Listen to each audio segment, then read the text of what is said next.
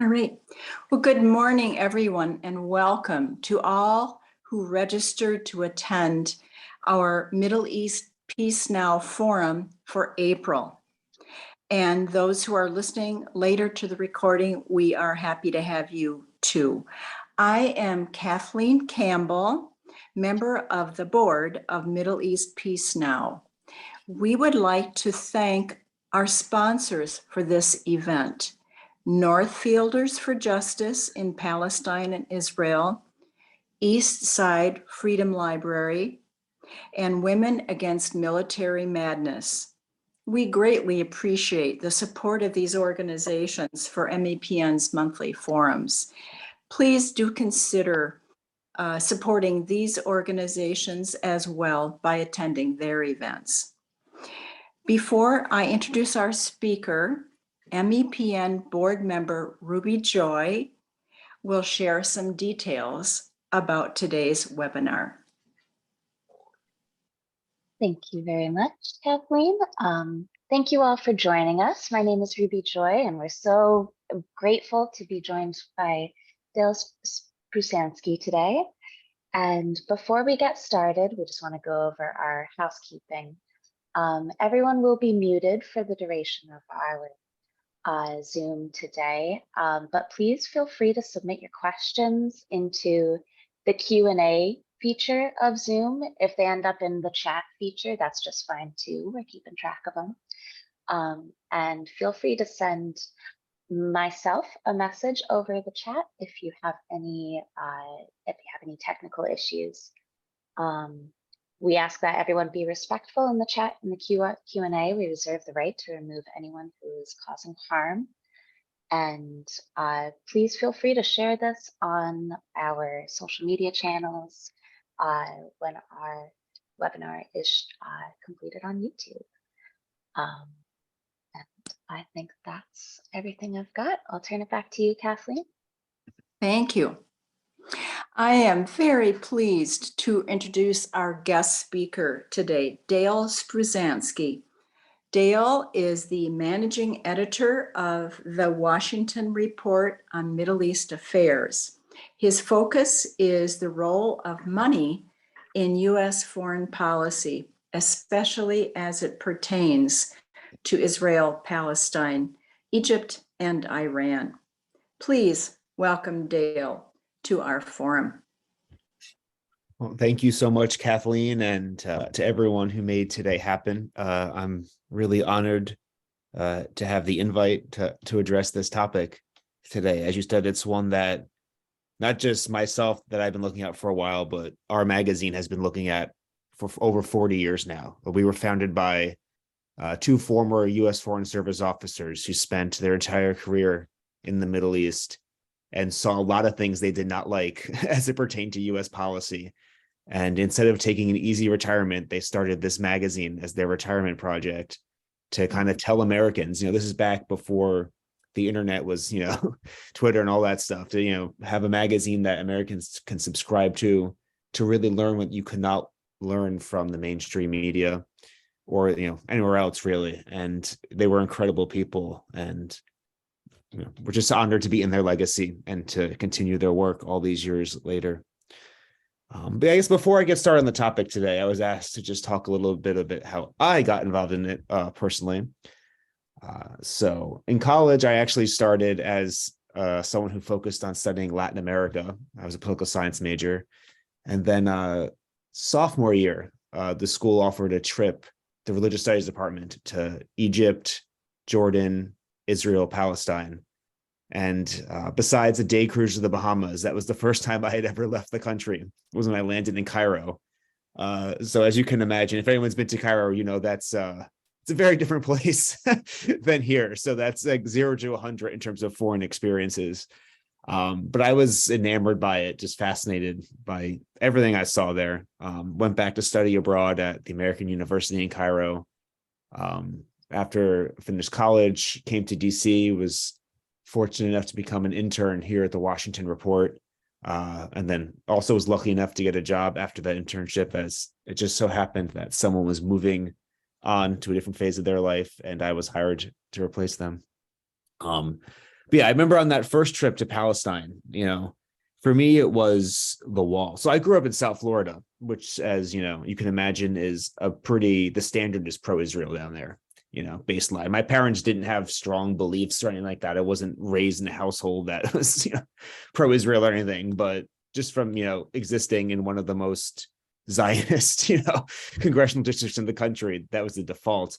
But it was the wall. The wall is what really, gave me pause on that trip. I didn't really know how to digest it. I hadn't studied it in any meaningful way, but I just remember having, of kind of a visceral reaction to it when entering Bethlehem and seeing the wall. And yeah, and that's kind of just where it took off, from there. And the more I learned about it, and then once I started interning here, at a place that really focuses on Israel Palestine, I was equipped with all the intel I needed to learn about so much. So yeah, I guess with that, I will go into the talk today.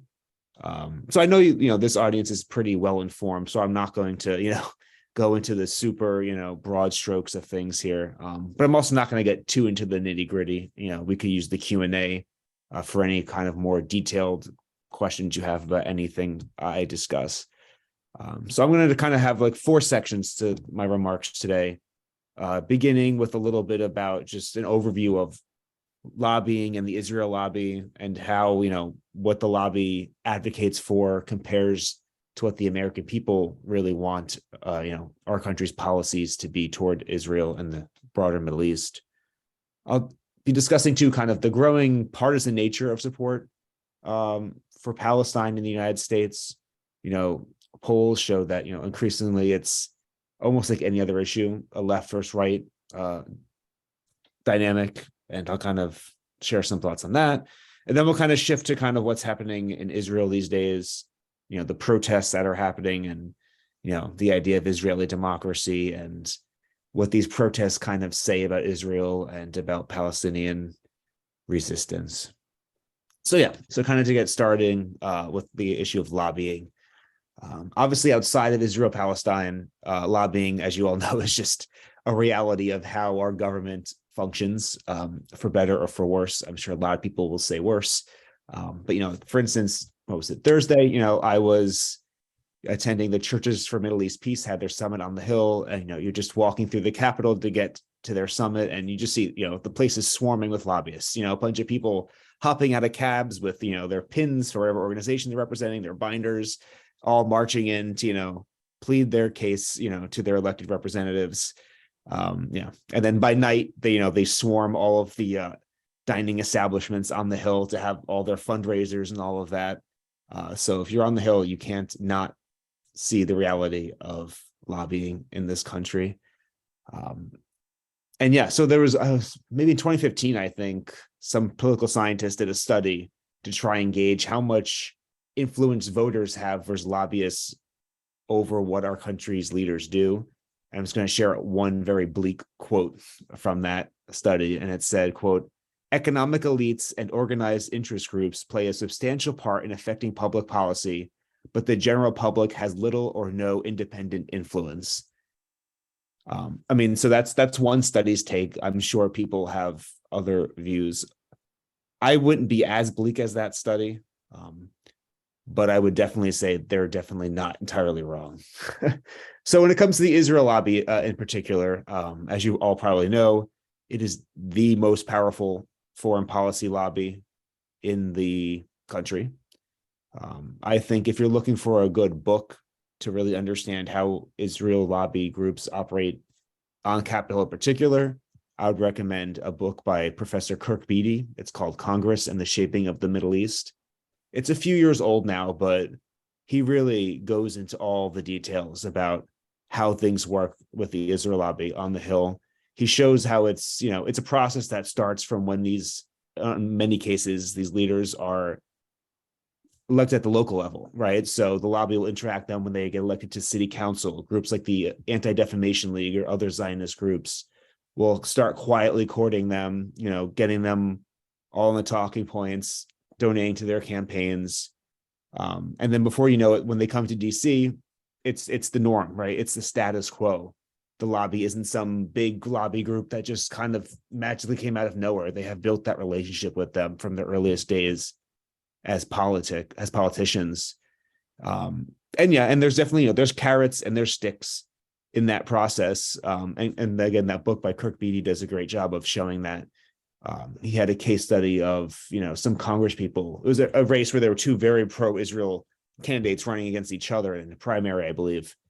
And basically how the lobby, was trying to make each of them race to more and more extreme pro-Israel positions, to the point where, they were running ads criticizing the pro-Israel credentials of a candidate who was by far, a gung-ho Zionist.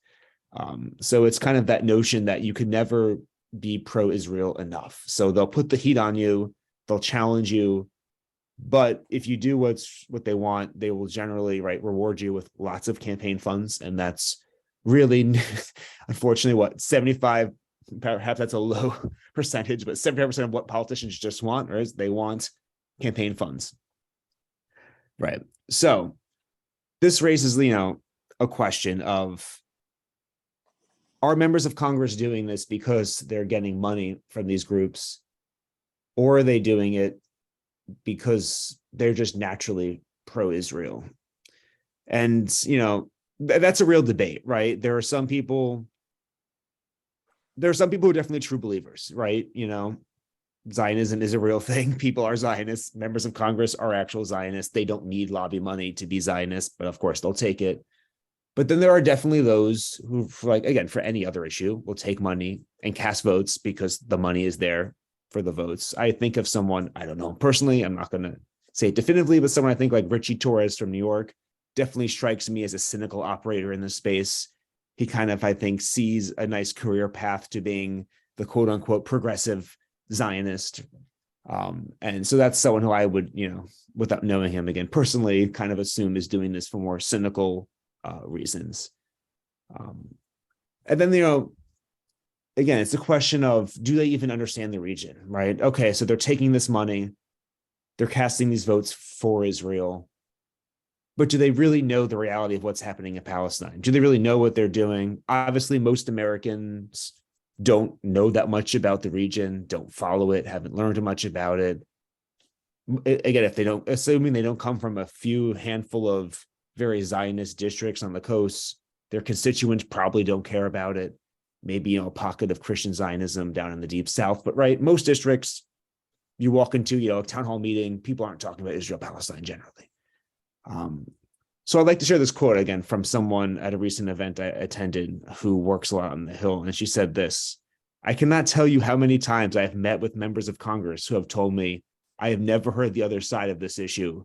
I've never been approached with the Palestinian perspective before." So I think that is something to think about. That, while there are certainly those who are doing this and they know what they're doing and voting for Israel, there's probably a fair amount who just assume most Americans support Israel. I can make money off of doing this, so why not? And I think it really speaks to the importance, especially if you come from, a district where your representative is open to hearing you on this matter, to really speak up, to engage them when they're in your district at town hall meetings, to phone their office and whatnot, to really let them know, this, you may be taking money from these groups, but the policies that these groups are advocating are not the policies that I support. In a similar vein, it's important to recognize the power of staffers on Capitol Hill, right? I mean, congressional offices on the House side are generally pretty small.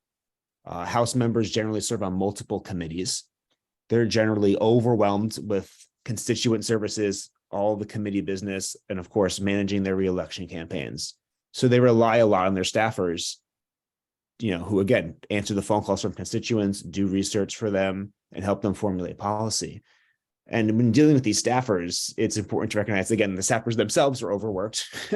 They have to be experts on policies across the gambit, from healthcare, gun policy, foreign policy, including China, Latin America, Middle East, everything, Mexico, right? Everything.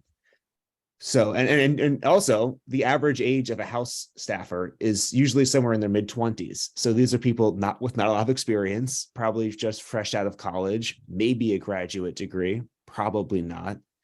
So, they themselves, don't necessarily have, a lifetime worth of experience in these areas. And so, yeah, they too, like their bosses, are probably prone to following a path of least resistance, right? It makes life easier to just do what the lobby says. Again, especially if your constituents, aren't talking to you about Israel, why go against Israel? Why have campaign money suddenly turn against you? Why have ads running against you by political action committees for voting against Israel? It's also, again, just as members of Congress are often taken on trips to Israel, right? So they go on trips. They visit the IDF. They're shown all the grave security matters. They're taken to the border with Syria and Lebanon, right? And it's this whole kind of propaganda affair to make and ingrain the Israeli case. And the lobbyists also target staffers to go on one of those trips.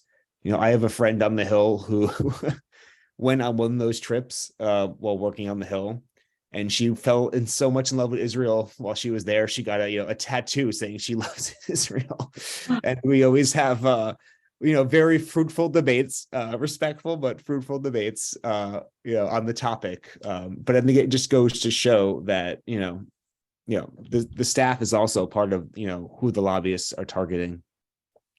And again, another thing to remember, as I mentioned, these staffers are generally very young, so they have to think about their career, right? These, especially in DC. DC is a very careerist city, which makes going with the consensus, kind of the general operating procedure, right? And this is something that in their book, John Mearsheimer and Stephen Walt talked a lot about, whether it's in the State Department or on the Hill or anywhere else in the federal government in this city,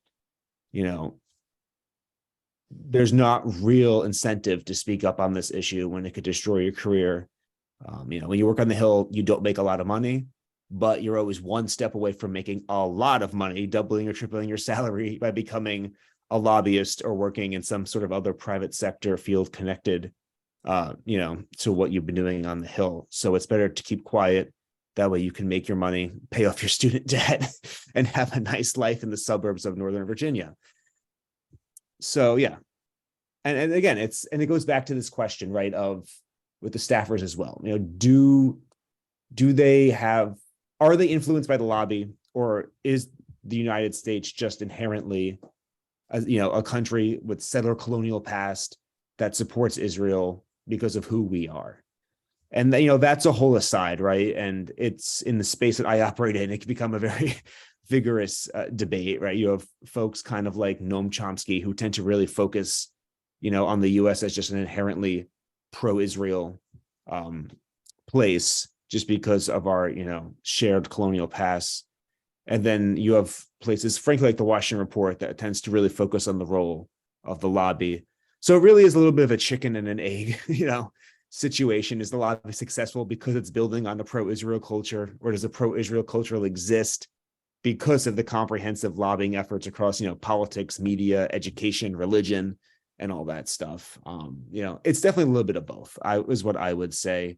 You can tip the scales one way or another, depending on your views. But I think the best we can really do is read the broad range of people who've written on that. So I think the best book on the cultural side is Our American Israel by Amy Kaplan. So you read that, and you read Chomsky, but then also, read someone who's spoken to you guys before, Walter Hickson, Grant Smith, Kirk Beattie, Mearsheimer Walt, who really focus on the lobby side. And I think we can get a good kind of well-rounded grasp of the intersection between culture and lobbying and how they kind of bounce off one another to influence to the trajectory of U.S. foreign policy. So that being said, right, so we've talked about now people on the Hill and the government. So, but what do the American people really think about this? And to be honest, I think it's kind of hard to say, right? Because I think, like I mentioned earlier, Americans just tend to not think about foreign policy a lot, right? I mean, even when we go to war, I mean, think of how fast the Afghan withdrawal got out of the news, or how little reflecting we really did on the 20th anniversary of, the Iraq invasion this year. So if we're not really focused on our own foreign policy interventions that have cost, upwards of 1 million lives, according to some accounts, how much are Americans really thinking about, Israel, right? Again, outside of small districts, right? Just like you have, say like in South Florida, people who really care about Cuba, or maybe in the Northeast, who really care about Ireland, or pockets of Armenian support. But across the broad spectrum of America, I think it's fair to say that most people don't have strong views. And I think that's actually a trap. I've noticed, especially when I go home to Florida, right? Even there, in a pretty Zionist spot, I tend to we spoke about path of least resistance earlier. I'm a victim of that. I tend to take the path of least resistance sometime and, be a coward and avoid conflict. So someone will ask me, well, what do you do? And I'm just like, I'm dreading it. And I explain it, and people don't have a strong reaction because they just don't know. They don't realize that my positions would be considered, radical, or even, by some people anti-Semitic or something like that, because they just don't follow it, right? So in that sense, it's hard to say, right? So the question is, does the US government, by taking a very strong pro-Israel stance, follow the will of the American people? In one sense, no, right? Because they're taking so much time, money, and effort into supporting Israel when Americans don't really care about Israel, right? Even Zionist, polls will show Israel is low down their list of concerns versus any number of domestic issues. So that raises like a legitimate question as to, why are we investing so much time in it? But on the other side of it, it's hard to say that, Americans clearly want the US to take a strong stand for Palestine. I would like Americans to want that, but I don't know if that's necessarily the case. So I'm not trying to make a completely anti-interventionist sort of argument, or isolationist. I am anti-intervention, not isolationist, but we do have to keep in mind those things.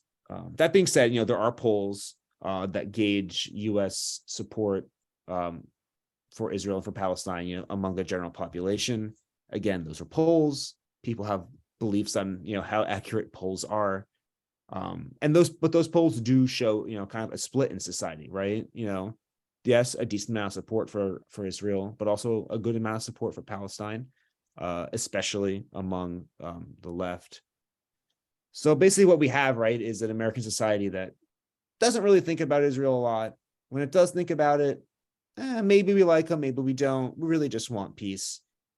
That's definitely not reflected in our U.S. foreign policy, which is enabling Israeli expansionism, human rights abuses, without any critique, without any pushback. So I think that's, again, from where I'm coming from, proof that perhaps the role of the lobby is more powerful than cultural influences in explaining U.S. policy towards Israel. If the culture's largely indifferent and the government is gung-ho, I think that shows the power of money and pushing U.S. policy. All right, so now with that, I think I'm going to get into what may be the most controversial part of my talk, and that is the issue of the growing partisan nature of support for Palestine in this country. And so, like I just said, grassroots Democrats, sorry, my thing is pinging here. I'm having weird issues today. So grassroots Democrats, generally are moving towards support for Israel. We see that less as less at the Capitol Hill level, right? Politicians are generally not going to be as fast to respond to the population. There's kind of like a delay, right? Anything you see in society, politicians tend to get to, 5, 10, 15, 20 years later. So while you do have Rashida Tlaib's, you have Ilhan Omar's, et cetera, Betty McCollum and whatnot, you still have your Cory Booker's, your Rob Menendez, and those folks on the Democratic side who are still very, very pro-Israel and not going to change anytime soon. So yes, the Democratic Party is becoming a safer place for Palestine advocates, and grassroots Democrats are increasingly in favor of Palestine, but there's still bipartisan consensus for Israel on the Hill. And I just, just to be clear, I think it's a good thing in the sense that this is increasingly becoming a partisan issue. It again, in a country where everything is partisan, it has made no sense that Israel is the one thing that we can all unite around, right? Like, why shouldn't that be another thing that we all fight about? But in another sense, it is dangerous because, as we know, it just nothing. It leaves it open to the swings in politics, right? So I think in this case of the Iran deal, right? So the Iran deal passed. We kind of had an opening for diplomatic relations with Iran. But then what happened? Trump came into office, the deal was ripped up. And now, even with Biden back in office, the deal is still ripped up. There's still tensions. And is that really the future that we want for Israel-Palestine, where it just becomes a partisan thing, where if we have, a Democrat in office, there's pro-Palestine policies, but then they all get reversed, by the next administration, if it's it's a Republican. So I think, on the one hand, we can be happy that things are improving, that there is no longer just a complete bipartisan consensus. But we also have to be careful to, human rights should be something that all humans are worried about, not just liberals, not just conservatives. So I think as activists specifically, we should be thinking how to, engage broad spectrums of our communities in this effort. And I really think it's possible. Like I mentioned earlier, I was at a Churches for Middle East Peace conference this week. I don't know the political beliefs of the people there. They come from different churches, they all have different beliefs. But, the idea that, for instance, Christian Zionism is just the way Christians think and they're going to support Israel, right? That's a bunch of nonsense, right? I've seen it from my own eyes. There's plenty of Christians who will engage on the issue of Palestine, who care deeply about it, precisely because of their Christian beliefs. So I really think we need to, think about how we engage this topic at the non-elected level. And I think some of that may have to be like a reflection on the language that we use to talk about it. Because, I think, again, as it becomes an increasingly partisan issue, it kind of gets wrapped up in the lingo and the verbiage of the left, right? So you'll kind of hear a lot of reference to support for Palestine within the framework of intersectionality and these kind of things. And I'm not here to criticize those, but just to acknowledge that those are kind of trigger words for people on the right, perhaps. And if they hear people talking about human rights or Palestine in ways that they conceive of just being code words for, things they don't like about domestic policy from the left, it can turn them off, right? And I think this is something Rashid Holiday has said before too, that, Palestinians need coalition building in this country, and coalition building sometimes involves, uncomfortable alliances. So yeah, like obviously you're not going to become an ally with neo-Nazis, right? I mean, that's very, very problematic. But, there may be some people who you should say, hey, I'll see you on my side of the picket line when we discuss Israel-Palestine. And, maybe next week I'll see you on the other side when there's some other issue in this country. And I think that's kind of something we should have to be okay with, in terms of this issue. And I think especially for the right, I mean, even like with war, right? I mean, who would have thought 20 years after, Iraq, Afghanistan, that there's lots of anti-war sentiment on the right. And I think you can translate some of that similar thinking into support, maybe not support for Palestine, but to roll back the degree of support for Israel, right? So you think of fiscal conservatism, right? If nothing else, if you don't care about human rights, even if you just don't want to be involved with the Palestinian struggle, you can still ask, well, why are we sending over, about $4 billion a year to a country that's well off, right? That's a conservative case. Again, freedom. I mean, especially as the fight over Palestine impacts First Amendment rights in the United States, why is Israel telling us what we can and cannot talk about? Why are laws being passed in this country saying you have to sign documents pledging, not to criticize a foreign country in order to get state contracts? I mean, that again seems like something that you would hope the vast majority, again, maybe not leaders of the Republican Party get money from the lobby, but grassroots kind of conservatives, if they knew about it, would probably balk at that, right? And then, of course, there is, the human rights side of things too. I mean, again, I think, it's easy to kind of build this kind of idea of just, right-wing, blah, blah, blah, blah. And, a lot of that stuff is bad. But I think most people who subscribe to it, again, who are normal people, they care about human rights. Their hearts may be hardened in certain ways, because of things they've been exposed to in certain media outlets. But I don't think it'd be wrong to just say, well, human rights framework is hopeless in that case. And I think, traveling is a big part of that too.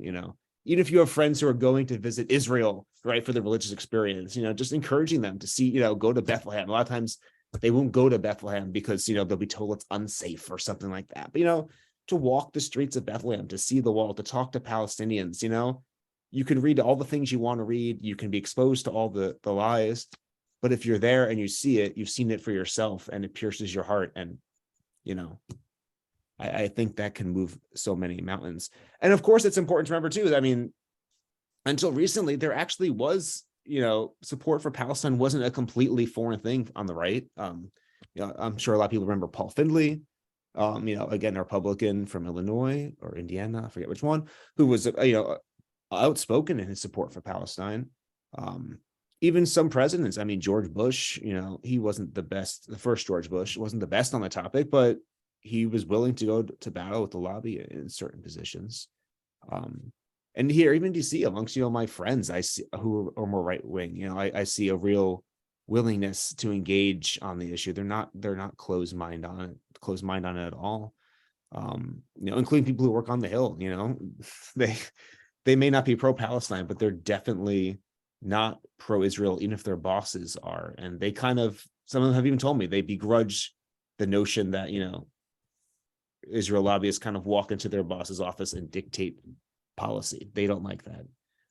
So I think there are ways to engage on this issue with all spectrums. And again, I'm not saying that people on the left can't engage in it in their ways, but I would just kind of, as someone myself who's more, I would just say middle of the road. I don't have wild partisan swings, to kind of maybe less ideological language and more focusing on the actual issue, I think would be great. Yeah. And I think something that Mohammed El-Kurd said recently, which I really liked, he was kind of talking about how, sometimes he and his friends will get into these big debates, right? Debating, is it apartheid? Is it settler colonialism? Is it this? Is it that? And he just kind of said, you know what? I don't really care what you call it. Let's just stop it. Let's fix it, right? And I think that should kind of be our attitude too. I don't care what your ideological framework is. We're human beings. We can see this is bad. Let's fix it. So I guess that's kind of my more, I don't know, controversial take on all this. I'm going to switch now to focus kind of on what's happening in Israel these days with these protests in response to Israel's new government, which is obviously really interesting in so many ways, but kind of, I don't say not interesting, but kind of not that important in other ways. First of all, one of the things that has amused me is in certain pockets, seeing people make comparisons to the Arab Spring, in terms of these protests. There's obviously a lot of ways in which that is inaccurate. I mean, one obvious one being that Israelis elected this government, right? The Arab Spring was in response to, either governments that were not elected or elected in completely sham elections. But I think a really important disparity there too is you think back in Egypt, right, to Tahrir Square, right, the messages of unity, the people are one in the square. I mean, granted, that fell apart. Unfortunately, afterwards, Christians kind of felt threatened by Mohammed Morsi's government, and then, of course, Mohammed Morsi supporters were massacred really in, Rabat Square by Sisi's coup government. Right. But all these protests, at least in their initial steps, kind of had unity of all peoples in the country as messages. The Israeli protests are really, unfortunately, mostly protests by and for Israeli Jews, right? Excluding Israeli Palestinians who make up, 1/5 of the population. And again, there's a lot of reasons for that. Mostly, and Palestinian Israelis are not participating really because they don't feel like it's their space. They don't feel like A, they're welcomed. B, they don't really feel a connection to their own government, right? Their government has been very clear that, they view Israel as a state of the Jewish people, not a state for Palestinians. And, there's a sad reality that, the same protesters taking to the square have had decades to come out in the streets in these numbers to protest any number of, horrible policies and treatments of Palestinians. And they haven't. So I think it really speaks to the great divide that we see in Israel. And yeah, just, the idea of democracy, right? A democracy in which there's so many laws. If you look at that Masala Center, right, it lists all of them against not just Palestinians in the West Bank and Gaza or refugees, but, citizens of Israel, the discrimination they face. So, yeah. So the techniques of these protests too are also interesting, right? I mean, you've seen kind of boycotts taking place, right? The protesters closed the airport. There were divestments, right? There's been billions withdrawn from banks in Israel. People of the tech community are beginning to leave. And, Gideon Levy, a columnist for the Israeli newspaper Haaretz, right, has kind of half jokingly, said that, these protests by Israelis are doing a better job at BDS than BDS is, right? But of course, there's an irony in that, in the sense that when Palestinians try to divest or boycott Israel, they're called all sorts of names. They are criticized, rung through the, taken through the ringer.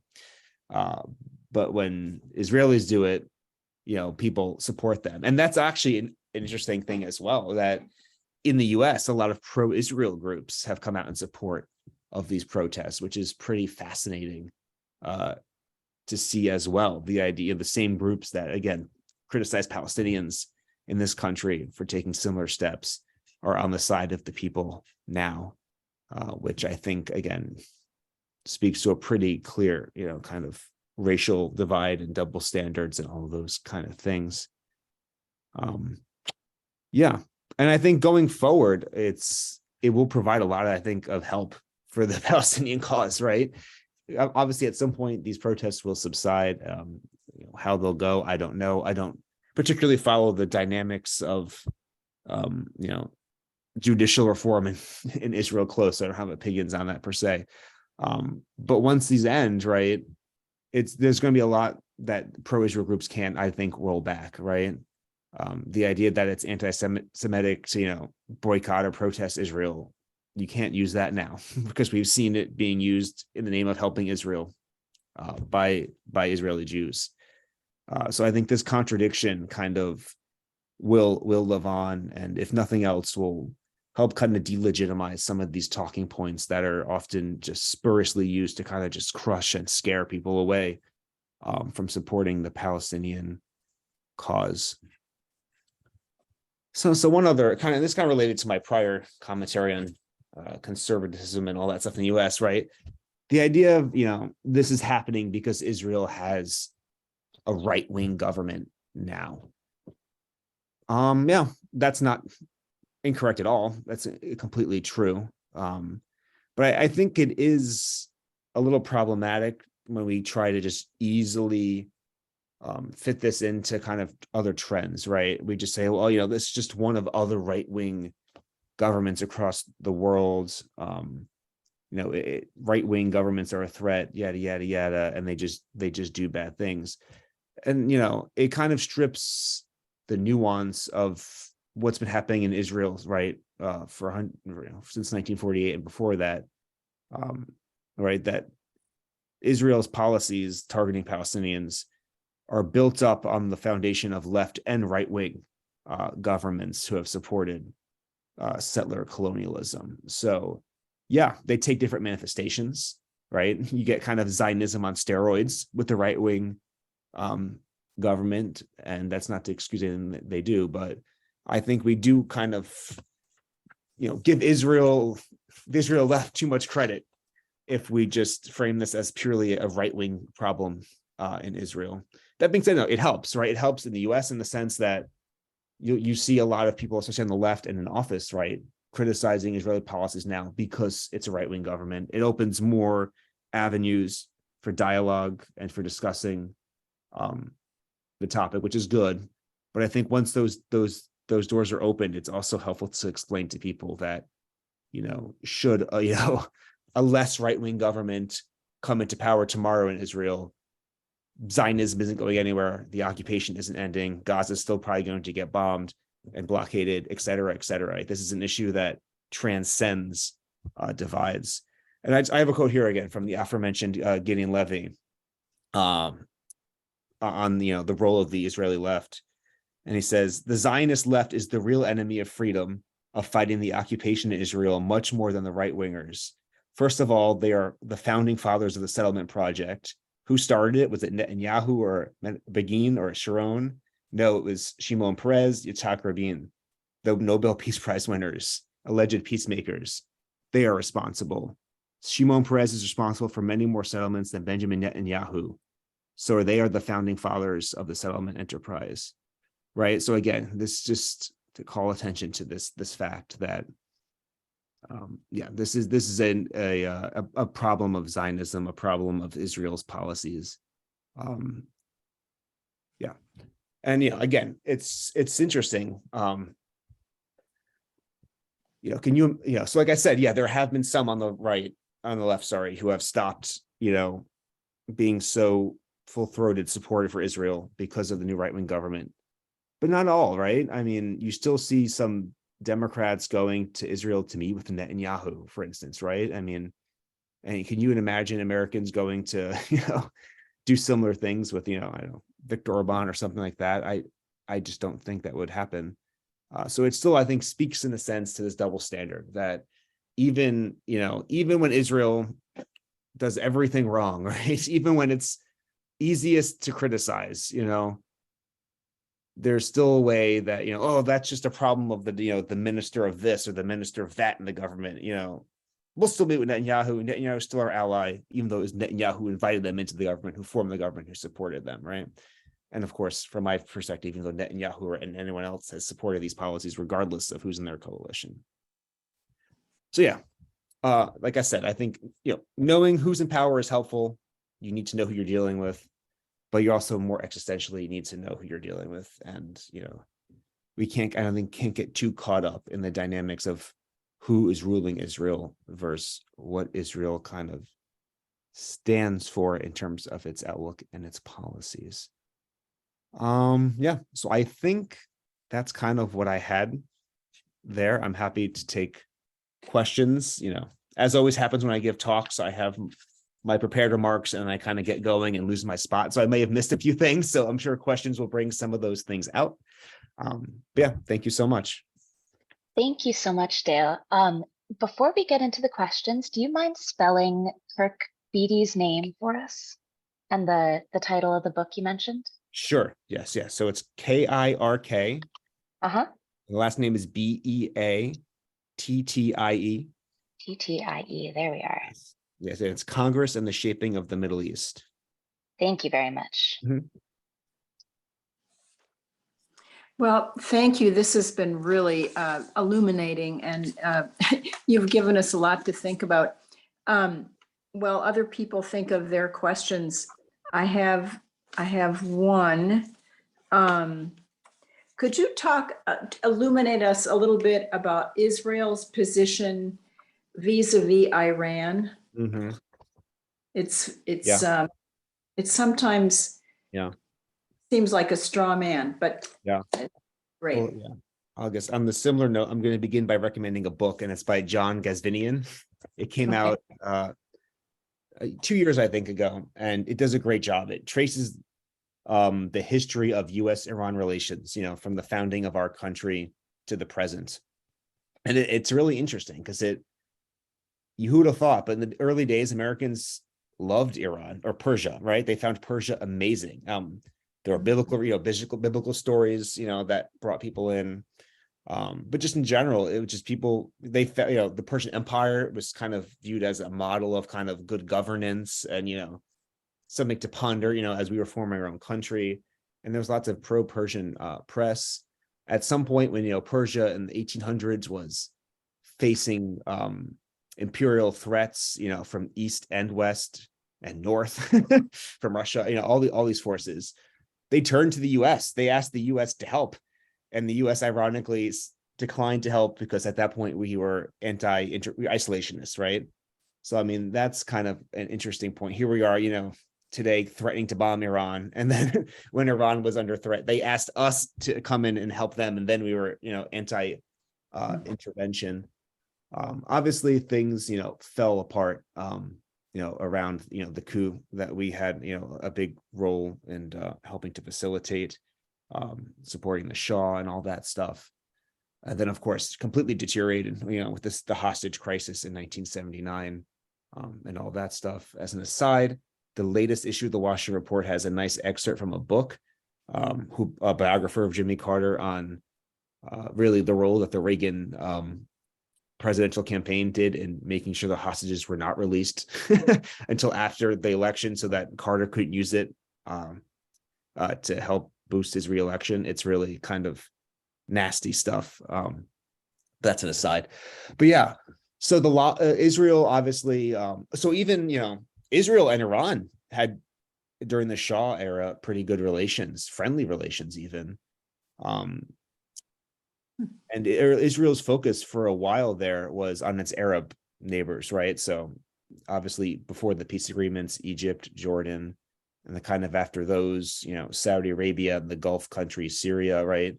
These were their enemies. And these were the countries they were really, seeking to, form a coalition against. What happened was, obviously in recent years, and it's really manifested now with the Abraham Accords, right?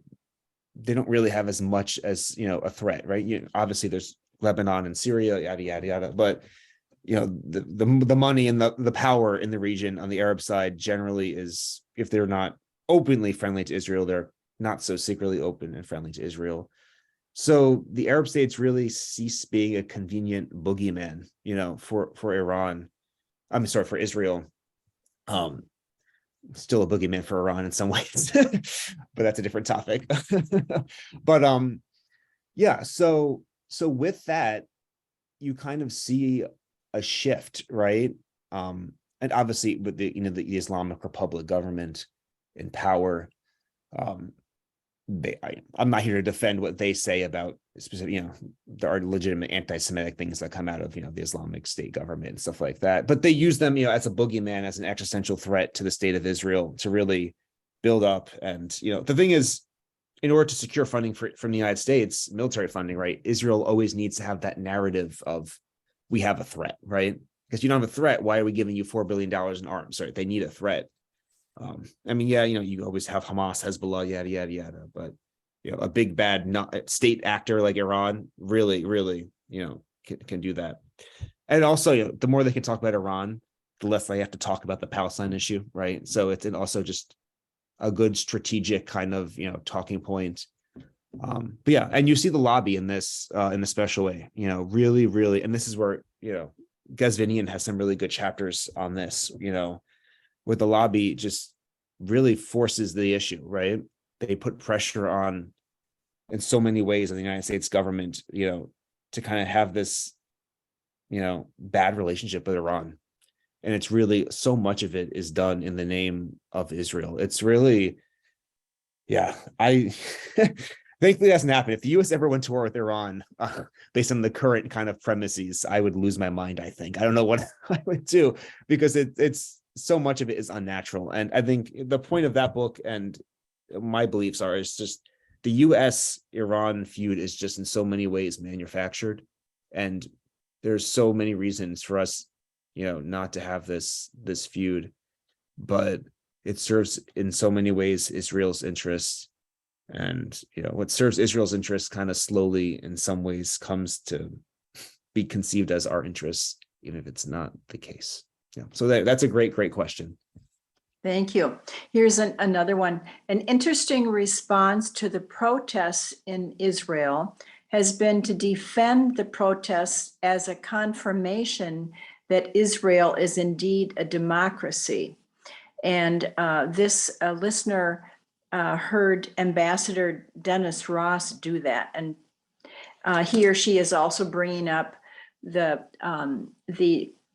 confrontational interview that Amna Nawaz on PBS did with former Israeli Prime Minister Naftali Bennett, where she challenged him. So can you comment on the Right.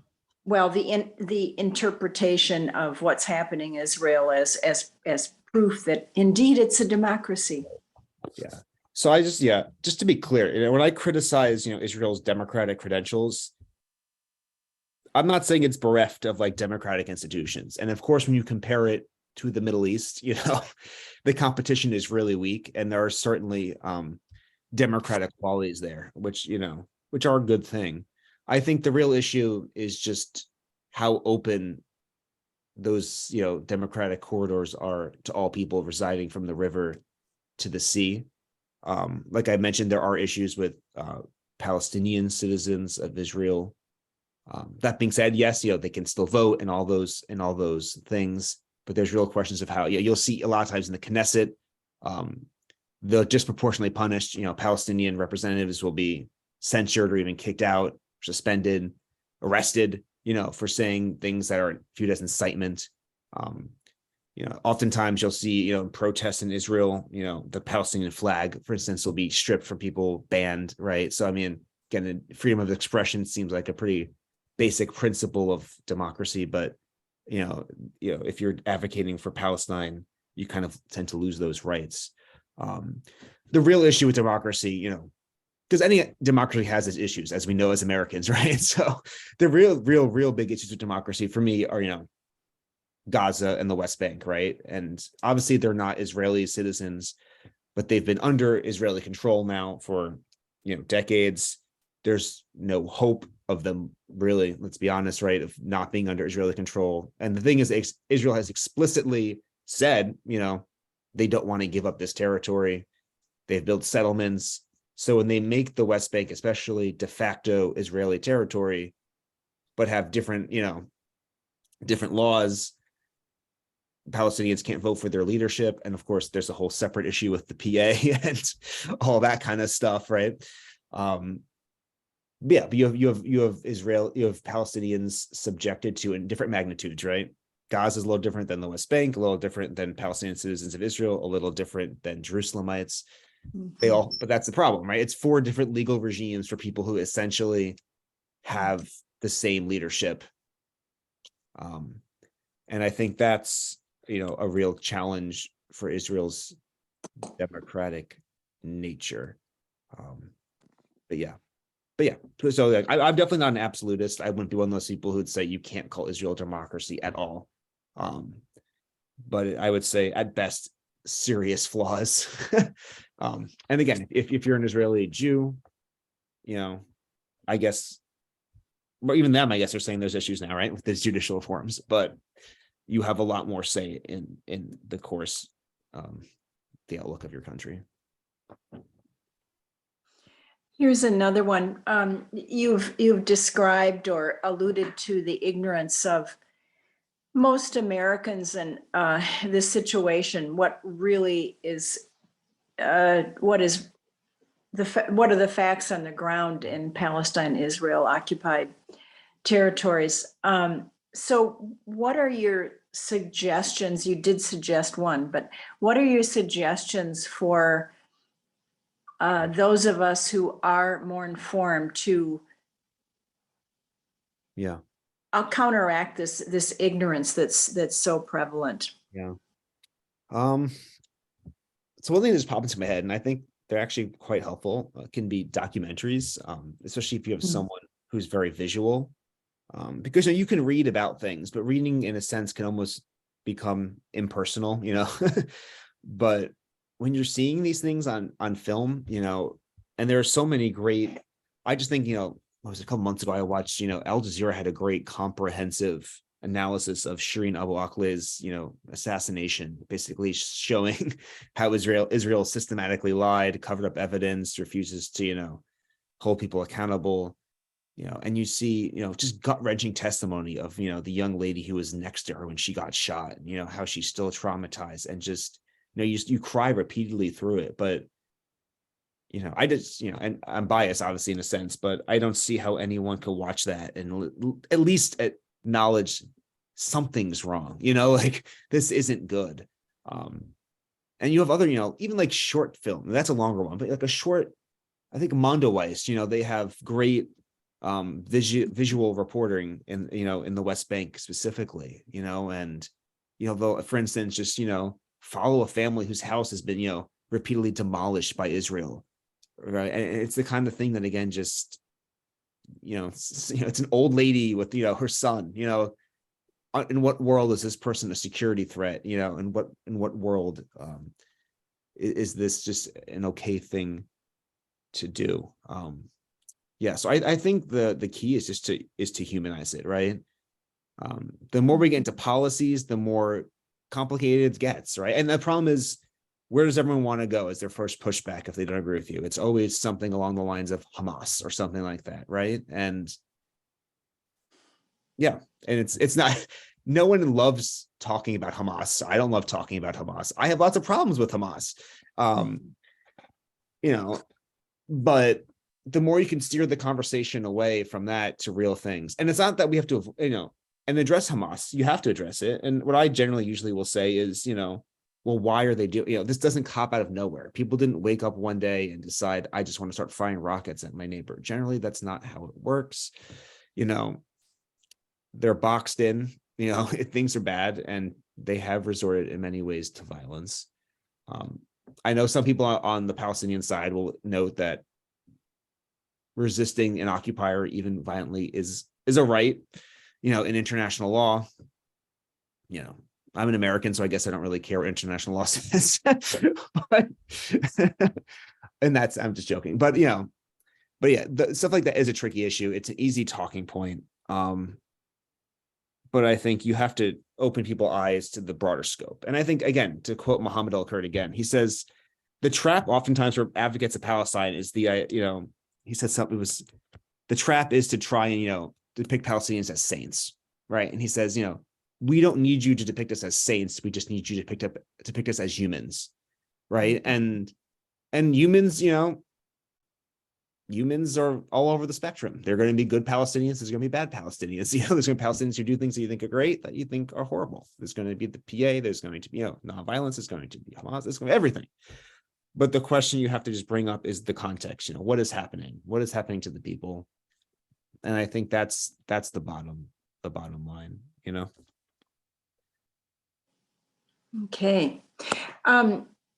You made a good case today for not getting too hung up on ideological terms and concepts, and just staying away from that humanizing things. Right. But one of the places where some of us get caught is the taking over of so much territory in the West Bank and, well, Gaza, really. Let's just not talk about Gaza, but yeah, so much land has been taken over now. 30 years ago, there was something that people talked about, the two-state solution, and obviously that is dead as a doornail, because there's not enough land left for the Palestinians to even conceive of that. But what we don't hear people talking about very much is the concept of Israel just being a democracy for everyone who lives there. And is that being too ideological? I mean, how do you position that in the context of discussions that we might have with people about this issue? Right. So I think Dale, think just before you answer there, I just want to jump in and say thank you, Kathleen, and then let's jump to the questions in the Q&A. Sure. Yeah, Sure. thank you. Yeah, so I think, so I think you have to begin by acknowledging that the reason the two-state solution is not feasible, as you said, is because of Israeli action that has basically made it, unfeasible. And, so I guess, I would frame it as, so what does Israel want? They don't want a Palestinian state, but they don't want Palestinians in their own state. So then what's, the only answer to that is ethnic cleansing, which obviously has been happening in some magnitudes since 1947, 48. And I think that's the bottom line. Is it's not, this is Israel's choice, right? There's a lot of things that are, you could maybe say, this side, that side, but Palestine hasn't taken any Israeli land, but Israel has taken a lot of Palestinian land. And if it's not a two-state solution, it's not a one-state solution, then what is it? And I think in the absence of a practical two-state solution, the answer is just to speak about human rights. And I think that's really the call for one state. I think a lot of people who call for one state acknowledge that if there ever is one state, that's a long ways away, for any number of reasons, because Israelis don't want it. There's debate as to how many Palestinians would want it. Obviously, would America want it? But I think at the crux of it is just a human rights call. It's the one state is really just a way to emphasize we need human rights in the situation. If there's not going to be a political solution, there needs to be a lack of suffering. People need to have basic human rights. And, again, I would just, to anyone who's supporting Israel, I would say, what's your vision for Palestinian human rights? That would be my question. Let's not talk politics. What's the vision for Palestinian human rights? And, I would love to hear an answer to that. Yeah, that's a great response. Yeah. A question is, in your time on the Hill, do you or others with the Washington Report lobby for reversing U.S. unconditionally supplying Israel with $3.8 billion of so-called aid annually? And the other part is Israel is frequently referred to as the U.S.'s strongest ally, but it seems unclear that the U.S. is getting anything for our investment. Right. That's kind of two different things. Thank you. Great. Yeah. So first of all, just to be clear, so we are not lobbyists. So we'll report on what's happening on the Hill, but we don't go and lobby people. So just to be clear, I don't want the IRS pounding at our door because of this seminar. That being said, obviously we are critical of U.S. aid. Like I said, that was kind of our founding kind of principle, was to just really strongly raise questions about U.S. policy in the region. And so, by the way, our magazine is sent to every congressional office. I can't speak to whether or not they read it. But if they do, it's our hope, that it changes, right? And it encompasses more than just Israel, right? Like we've talked about it. It encompasses Iran. There's also the financial aspect of aid to Egypt, aid to Jordan is, both historically tied to Israel, right? Because they signed peace agreements. And I think, again, it would be our view that for our investment, we get very little out of Israel. Again, some people on the Israeli side will say things like, well, if you're so against Israel, are you going to stop taking, Israeli cancer treatments or stuff like that, because obviously Israel is a leader in certain pharmaceutical directions and stuff like that. Yeah, those are probably some of the best investments we get out of supporting Israel, but I don't even know how much of our money is supporting that because we support them militarily. But yeah, it's, and you can just look back at historically in the region, right? I mean, aside from practical money, the cost of, our support for Israel in terms of not having support of the Arab people, right? Lots of studies, generals even saying, terrorism, the issue, a lot of that is Israel-Palestine, providing fodder, in addition to stuff like Guantanamo Bay and stuff like that. But yeah, and even, with the Iran issue, right? We're against a nuclear Iran. We want a nuclear-free Middle East, but then we don't even acknowledge that Israel has nuclear weapons. Just like, again, just the hypocrisy. It's so hard for the United States to be taken seriously in diplomatic circles in the region when they just are basically an advocate for one of the countries in the region. And we see this in the which hopefully will stick and bear fruit, the recent peace deal signed between Iran and Saudi Arabia, right, brokered by China. And again, China, a lot of problems there, right, ranging from the rights of its citizens to genocide against Uyghurs and all that. But on the foreign policy side, in the region, they don't play favorites. They have interest, they want oil, and that's really it. But Iran has oil, Saudi Arabia has oil, so they want peace, and so they're a natural peace broker. They did what the U.S. simply could not do. The U.S. was incapable of brokering peace between Iran and Saudi Arabia because they're firmly anti-Iran. How do you broker peace?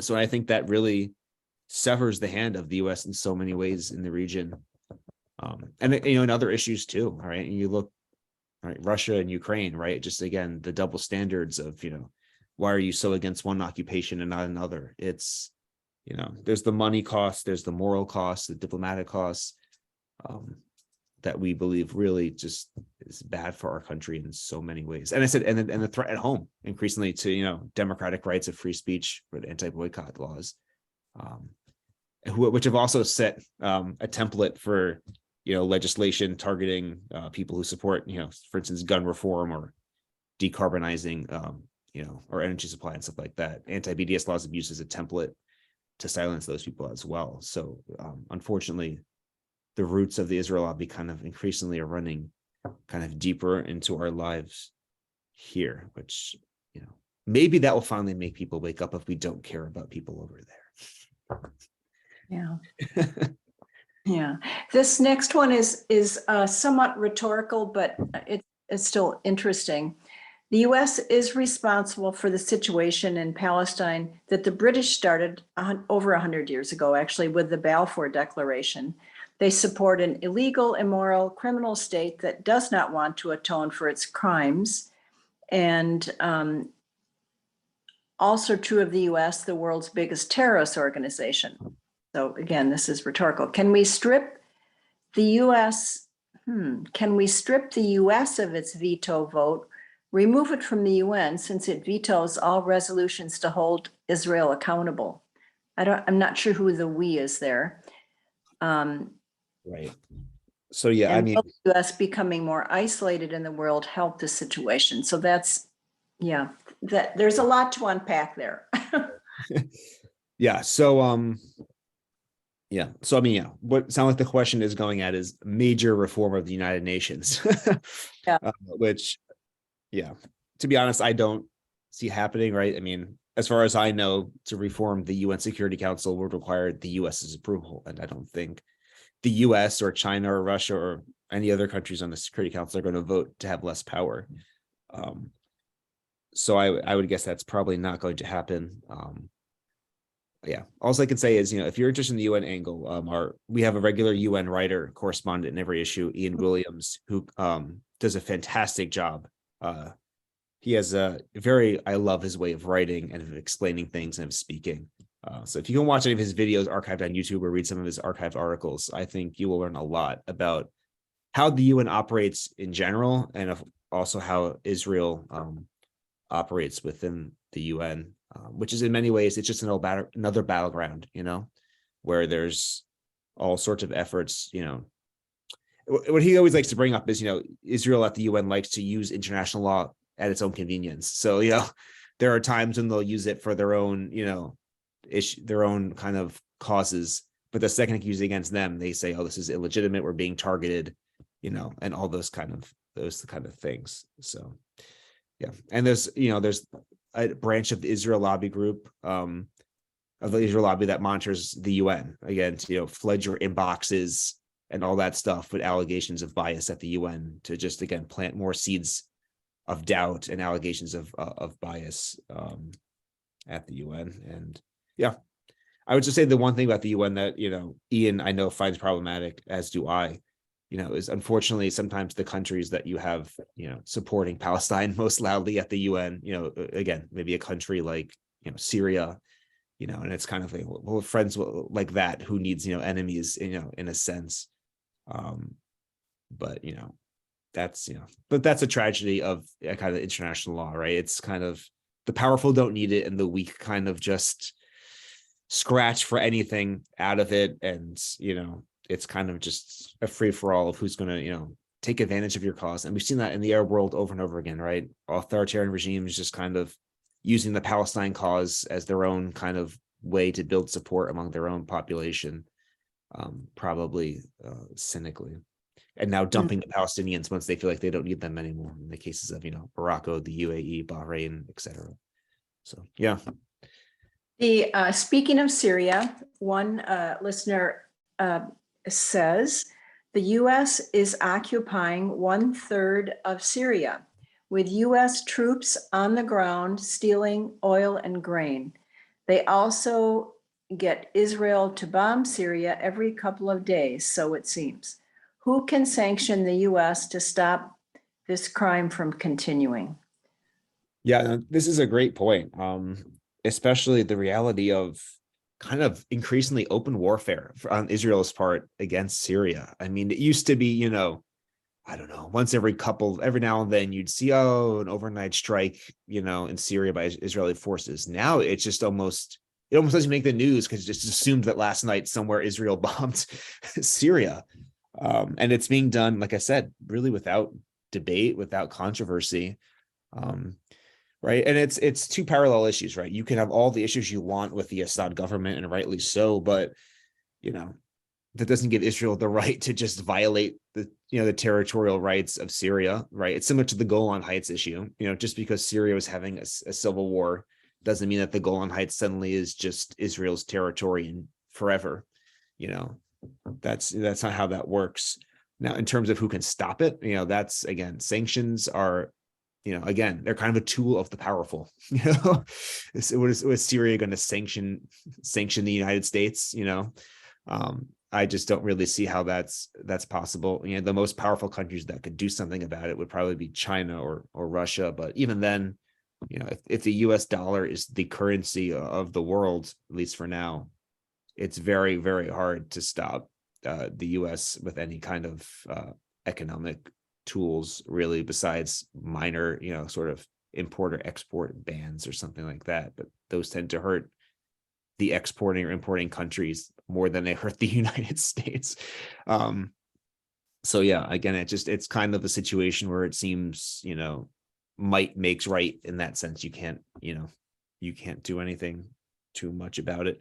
I mean, the most powerful thing we can probably do is, again, fight the uphill battle of talking to our elected officials. That's really, I think, the only thing we can do. I don't think outside forces are going to stop us, but I mentioned at the beginning, that study showing that the people don't have very much power.